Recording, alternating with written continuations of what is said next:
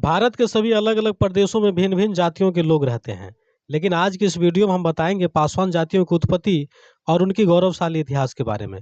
देश की एक ऐसी जाति जिन्होंने कभी किसी की गुलामी स्वीकार नहीं किया, चाहे वो मुगल का शासन हो या ब्रिटिश हुकूमत का दौर। उससे पहले बता दें कि इस वीडियो में दी गई पूरी जानकारी इतिहासों में वर्णित और जानकार व्यक्तियों से ली गई है। इस खबर का उद्देश्य किसी अन्य जातियों की भावना को ठेस पहुंचाना नहीं है, बल्कि पासवान जातियों की वीरता और उनकी पराकाष्ठा को दिखाना मात्र है। जो पासवानों को कमजोर और नीची जाति समझने का प्रयास करते हैं और समय समय पर पासवान जातियों की बहादुरियों पर प्रश्न चिन्ह लगाते हैं। तो चलिए खबरों की विस्तार करते हैं।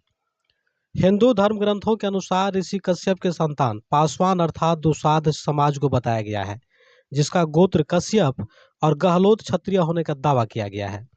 तो वही महाभारत महाकाव्य में पांडवों का वंशज होने का जिक्र मिलता है और विष्णु पुराण आदि में दुसाध को विष्णु भक्त प्रहलाद और दानवीर राजा बलि का भी अंश माना गया है। सन 1851 से 1911 के बीच दुसाध जातियों को लेकर हर्बल ऑफ रिस्ले ने the tribes and caste of Bengal में भी वर्णन किया है। वहीं दूसरी तरफ कर्नल राड के अलावे अन्य लेखकों ने प्रमाण आदि द्वारा साबित करके बताया है कि दुसाध क्षत्रियों की एक शाखा है।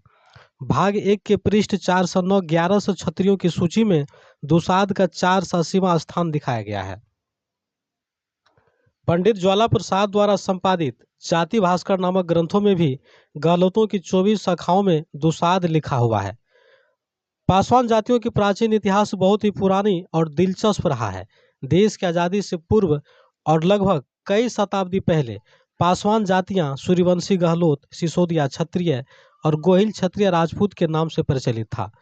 और बाद में दुसाध जातियां अपनी सामाजिक स्थिति खोने के बाद कई उपजातियां पासवान, हजारी, हाजरा, पासी, राजवंशी, भार्गव, मल्लिक, गोहिल, धानुक, भंगी, नागवंशी, अहलिया, बहेलिया, चौधरी, बौरासी, पावरिया और भगत में खंडित हो गई।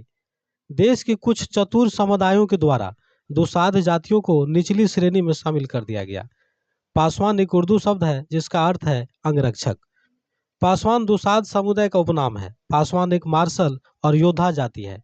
इतिहासकार के मुताबिक पासवान राजस्थान के गहलोत राजपूत थे, जो मुगलों से लड़ते हुए देश के पूर्वी हिस्सों में चले गए।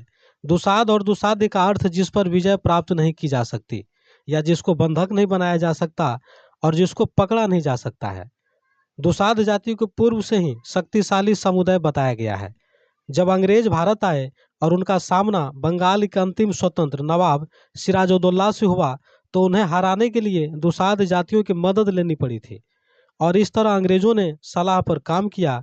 23 जून 1757 में हुए पलासी के महायुद्ध में दुसाधों ने नवाब को हराकर जीत हासिल किया और पलासी युद्ध के महानायक दुसाध जातियों को माना गया। अंग्रेजों ने दुसाधों की ताकत और क्षमता को देखकर उपनिवेशिकों सरकार के लिए चौकीदार, पुलिस और मुखबिर बनाकर सम्मानित किया। सदियों से दुसाधों को शारीरिक रूप से बलवान और ताकतवर माना गया है। दुसाधों की शौर्य और वीरता से मुगल और अंग्रेज भी डरते थे। पासवान जाति भारत के लगभग कई राज्यों बिहार, झारखंड, उत्तर प्रदेश, मध्य प्रदेश, राजस्थान, हरियाणा, उत्तराखंड, छत्तीसगढ़, उड़ीसा, आसाम, पश्चिम बंगाल, पंजाब, आंध्र प्रदेश और नेपाल में रहते हैं। इन सभी प्रांतों में दुसाध जातियों की घनी आबादी है। बिहार में 69,43,000 से अधिक, तो उत्तर प्रदेश में 70 लाख के आसपास पासवानों की बड़ी आबादी है। पासवान जाति शुरू से ही कट्टर देशभक्त रहा है, जो अपनी धर्म की रक्षा के लिए मुगलों और औरंगजेब से कोई समझौता नहीं किया और जान की बाजी लगाकर मुगलों से लोहा लिया। कहा जाता है कि मुगलों ने सभी जातियों को गुलाम बना लिया था, लेकिन दुसाधों को गुलाम बनाने में नाकाम रहे थे। वर्तमान समय में दुसाध जाति अनुसूचित जातियों में सबसे विकसित जातियों में से एक है, जो सभी क्षेत्रों जैसे राजनीति, समाज सेवा, इंजीनियरिंग, चिकित्सा और प्रशासनिक सेवा आदि में है। इनके कुल देवता राजा सलहेश, वीर चोहरमल, गोरैया बाबा, मकरा मांझी और राहु है। दुसाध समाजों की कुछ पूजा आज भी जीवंत है, जिसमें राहु पूजा विशेष रूप से प्रचलित है, जैसे आग पर चलना, खौलते हुए दूध में हाथ डालकर चलाना, तलवारों की नोक पर खुले पांव चलना इत्यादि। राहु पूजा पासवान जाति के लिए एक शक्ति का प्रतीक है। दुसाध वंश के कुल देवता मिथिला नरेश राजा सलहेश मगध राज्य के सबसे प्रतापी राजाओं में एक रहे थे। जिस मिथिला को आज बिहार के मधुबनी, दरभंगा, सुपौल और नेपाल के आंशिक भागों से जोड़कर देखा जाता है। वहीं वीर चौरमल बिहार के मोकामा में जन्मे थे, जिसकी यादें और पराक्रम आज भी जिंदा है। तो वहीं दुसाध वंश के सूरवीर योद्धा गोरैया बाबा का भव्य स्थल बिहार के गोपालगंज जिले में अवस्थित है। ऐसे अनेकों योद्धाओं और देवताओं ने दुसाध वंश में जन्म लिया है और उनके इतिहास जिंदा है। दुसाध के कुल देवता राजा सलहेश मरे नहीं, आज भी जीवित है, ऐसा दुसाधों का कहना है। मगध में रहने वाले दुसाधों को मगहिया और मगधिया नाम से भी जाना जाता है। राहु केतु के वंशज दुसाध जनसमूह को पहाड़ी क्षेत्र में खसिया राजपूत नाम से भी पहचाना जाता है। सन 1896 और 1907 के दशक में लिखी लेख में दुसाध जातियों का समूल वर्णन मिलता है। प्रस्तुत लेख में दुसाधों के वीर महापुरुष, कुल देवता, राजा महाराजाओं का जिक्र और इनकी अस्मरणीय इतिहास का शोध किया गया है और दुसाधों को क्षत्रिय होने का प्रमाण मिलता है, जिसे वर्ण व्यवस्था के आधार पर निचली जातियों में शामिल कर दिया गया। उत्तर प्रदेश के मध्य भागों में पासवान पासियों की संख्या बाहुल्य है। उत्तर प्रदेश की राजधानी लखनऊ को स्थापित करने वाले लाखन पासी ही थे, जो दुसाध जाति के महान शासकों में एक थे।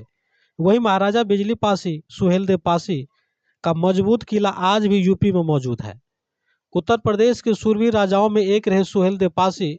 महाराजा बिजली पासी, सातन पासी, लाखन पासी ने दुसाध वंश की गौरव को देश दुनिया में ऊंचा किया था।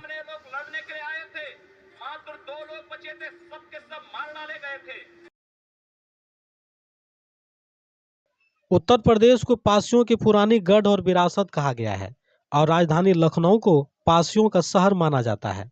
जो लखनऊ आज भी महाराजा लाखन पासी का धरोहर और इनके नामों से सुप्रसिद्ध है।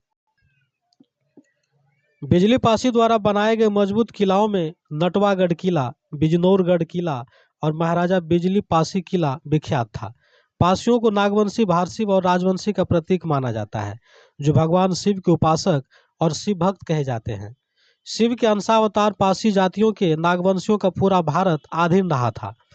पासियों के राजपासी राजा कंस बड़े ही प्रतापी, स्वाभिमानी और अड़ियल रूप वाले थे, जिन्होंने गाजी की सेना खातिम को मौत की घाट उतार दिया था। राजपासी राजा कंस की दहशत से गाजी की सेना में हड़कंप मच गया था और राजा राजपासी कंस कभी शत्रुओं के सामने हथियार नहीं डाले थे। यही राजपासी मध्यकाल के आते आते पासवान कहलाए। नागवंशी भारसिव का प्रमुख पेशा ताड़ी है, जो ताड़ के पेड़ से निकाला जाता है। पासी द्वारा ताड़ के पेड़ से रस निकालकर भगवान शिव को भोग लगाकर प्रसाद के रूप में ग्रहण करते हैं। पासियों के जितने भी पुराने किले और खंडहर हैं, उसके आसपास अधिकतर ताड़ के पेड़ मिलते हैं। इतिहासकार बताते हैं कि योद्धा पृथ्वीराज चौहान को युद्ध में 17 बार पराजित करने वाले आल्हारुदल ही थे, जो दुसाध जाति से आते थे। 1911 में पासवान समाजों ने अपनी सामाजिक एकता को पुनः स्थापित करने के लिए बड़ी सभा बनाई थी। सभा के जरिए पासवान जातियों ने धीरे धीरे अपने लोगों को एकजुट कर शिक्षा पर बल दिया। लाखों दुसाध जातियों ने अपने आत्मसम्मान और सुरक्षा के लिए बाहरी ताकतों और सामंतवादियों से लड़ते हुए शहीद हो गए। पासवान जातियों के इतिहास और वीरता बहुत ही पुरानी और लंबी है। संपूर्ण जानकारी बता पाना सहज नहीं है। कई उल्लेख पासवान जातियों की है। दुसाधों का पूरा इतिहास महान पराक्रम और वीरता से भरा हुआ है। इनकी गौरवशाली इतिहास को मिटाने का खूब प्रयास किया गया, फिर भी यह जीवंत है। पासी पासवानों को नीची जाति बताने वालों के लिए यह जानकारी एक सबक है, जिसे समझने की जरूरत है, जो इतिहास के पन्नों में दफन है। तो इस पूरी खबर को लेकर आप लोग क्या कुछ सोच रहे हैं, हमें नीचे कमेंट बॉक्स में अपनी राय जरूर दें। धन्यवाद।